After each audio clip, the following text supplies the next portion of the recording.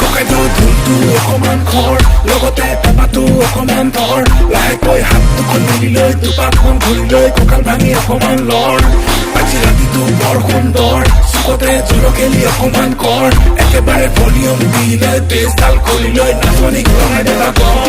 এ মনোৰণীয়া এ জীৱন দুদিনীয়া ৰৈ ৰৈ কোনো লাভ নাই